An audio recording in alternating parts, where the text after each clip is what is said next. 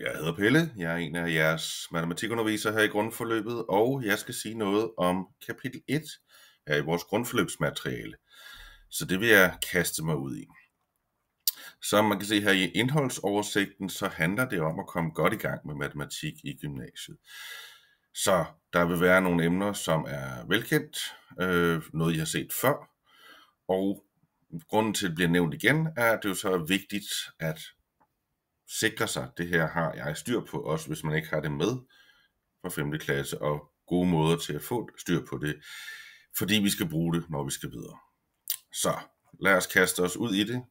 I øvrigt skal jeg huske at nævne, at jeg har fra en tidligere dejlig elev fået kommentaren, at de her videoer, jeg laver, fungerer meget bedre, hvis man sætter dem på 1,5 gange afspilningshastighed. Det kunne du overveje. Tabellerne og regnereglerne er super vigtige, dels for at kunne løse en del opgaver, men også for at kunne arbejde sig igennem og kommunikere dem. Så her er et eksempel på, hvordan det her grundforløbsmateriale er opbygget. De grønne bokse er eksempler, og det er meningen, de skal læses hele vejen igennem, lige så meget og lige så vel som teksten her, også for at træne den. En af de særlige læsefærdigheder, vi har i matematik, ikke? Forstår jeg disse mellemregninger, og de følges faktisk op af den her lille øvelse, hvor man skal forklare dem, for at finde ud af, om man faktisk forstår dem, og i fællesskab finde ud af, hvad er det, der sker skridt for skridt her, for eksempel.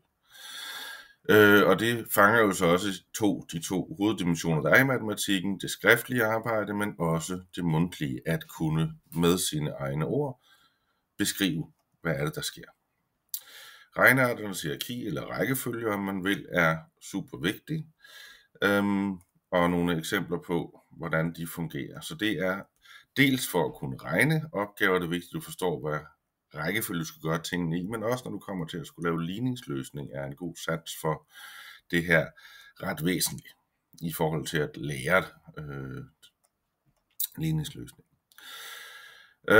Så er der nogle gode råd til, hvordan du arbejder med matematik i gymnasiet, også især når du synes, det er svært, og her vil jeg bare tilføje en enkelt lille ting til den liste, der står her, bliver oftest først relevant med lidt mere komplekse opgaver sidenhen. Man kan simpelthen også gøre sig gældende fra starten, især hvis det er, lad os sige, en designopgave af et eller andet, eller noget, der beskrives med ord i virkeligheden.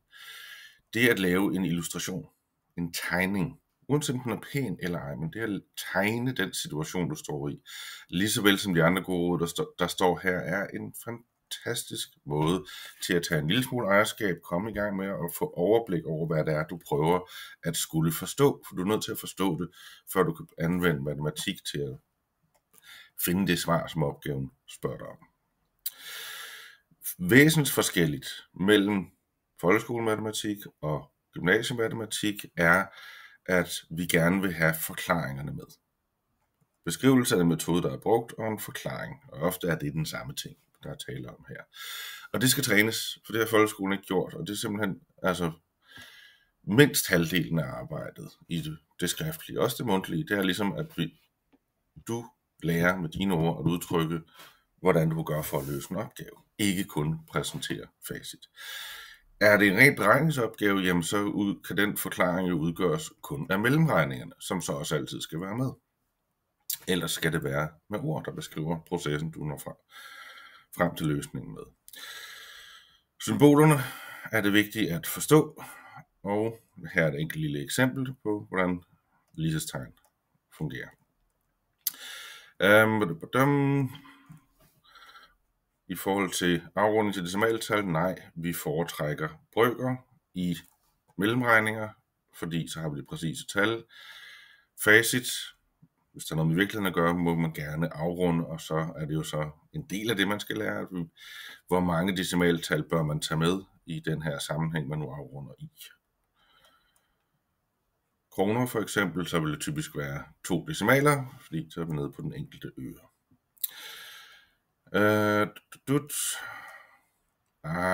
Usynlige gangetegn, det kan snyde rigtig mange gange. Nemlig det her med, at den korteste måde at skrive sådan noget her på, og det kan matematikere godt lide. De knokler, men de er også dovne. De gider ikke skrive mere end højst nødvendigt, så de har fundet måder at reducere, hvor meget de skriver på. Og selv når man bruger den der lille bitte prik som gangetegnet, som den her grundbog gør, så gider man ikke skrive den, hvis man kan slippe for det. Og det kan man sagtens, hvis det er et tal og bogstaver skal gange sammen, for eksempel, eller 2 bogstaver. Så står det bare sådan der. 3a betyder 3 gange a, som er så også lige med a plus a plus a. Og her ser vi så nogle forskellige eksempler på det. Og det er man simpelthen bare nødt til at kunne lære at forstå og afkode. Og det er jo så også et eksempel på det mere generelle fænomen, som vi ser i andre sammenhænge, når vi når til for eksempel lineære funktioner. Og hvis matematikere kan slippe for at skrive noget, for eksempel plus 0, så det gør ikke noget fra eller til, om der står plus og 0. Så det lader man bare være at skrive, når man kan. Og det overordnede princip, matematikere skriver mindst muligt, og man skal kunne afkode, hvad det betyder, ikke? Det vil I støde på flere forskellige gange. Så derfor, husk det ud af det her, der er et usynligt gangetegn, når 2 matematiske symboler står lige ved siden af hinanden.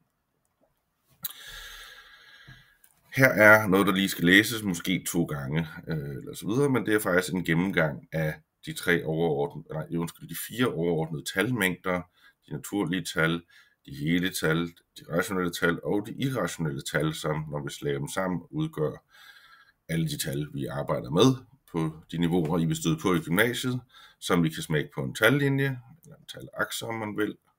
Og det koordinatsystem, vi kommer til at arbejde i, består af 2 talakser med alle de reelle tal, lagt oven i hinanden på tværs.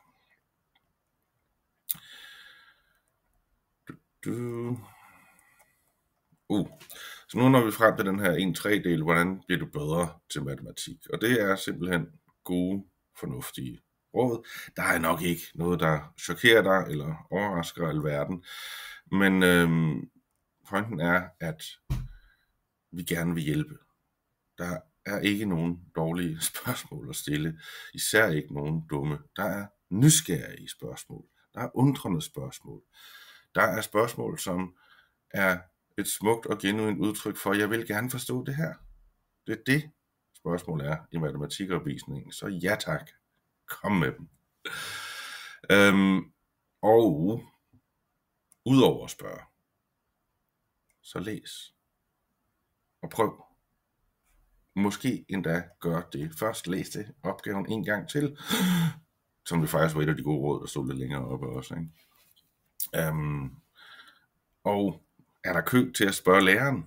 Prøv at spørge sidemarkeren ved bordet, eller en anden. Her til sidst er der lige et hurtigt oprids af, hvordan eksamen kommer til at se ud på henholdsvis A- og B-niveau, både skriftligt og mundtligt. Det er ikke særlig vigtigt nu her i starten, men nu har I dog alligevel det kortest muligt formuleret overblik over, hvad det er, I arbejder hen imod, i hvert fald inden for det her niveau af skolesystemet. Det kan I selvfølgelig også spørge nærmere ind til. Så vil jeg sige, forlængelse af det her, der har vi jo grundbogen, men den hører sammen med opgavehæftet. Og der vil jeg så lige henlede opmærksomheden på den bagerste del af det, fra side 37 og frem, fordi 37 frem, der er taget et udvalg fra formelsamlinger, altså når du kommer om bag alle opgaverne og facitlisterne, så er det her, at parentesreglerne og kvadratsætningerne, som vi kommer en lille smule ind på med, brøkregneregler er alle sammen opridset. De par sætninger, vi skal lære om lineære funktioner i grundforløbet. Og her, multiplikationstabellen fra 1 til 20 berettende, vil sige, at du ikke behøver at kunne dine gangetabeller. Du behøver at kunne bruge den her, hvis du vil. Lad os sige, at du skal gange 6 med 5. Så er det sådan, man gør det. Man starter i 6 og går ned indtil man rammer 5. Bum, det tal, der står her, det er svaret 6 gange 5. Ikke overraskende, forhåbentlig, så bliver det samme, som hvis du skal gange 5 med 6.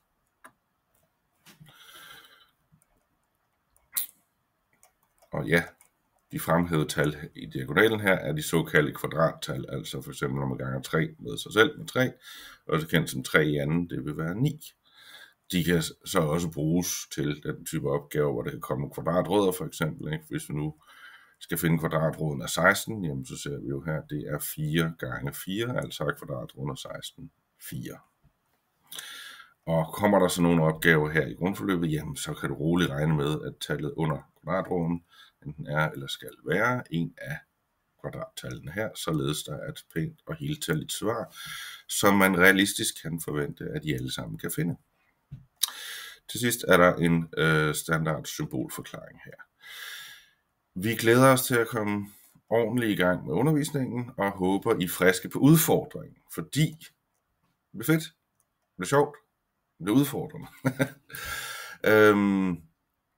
Og husk, vi skal have en forklaring på, hvordan I finder svaret også. Tak for nu.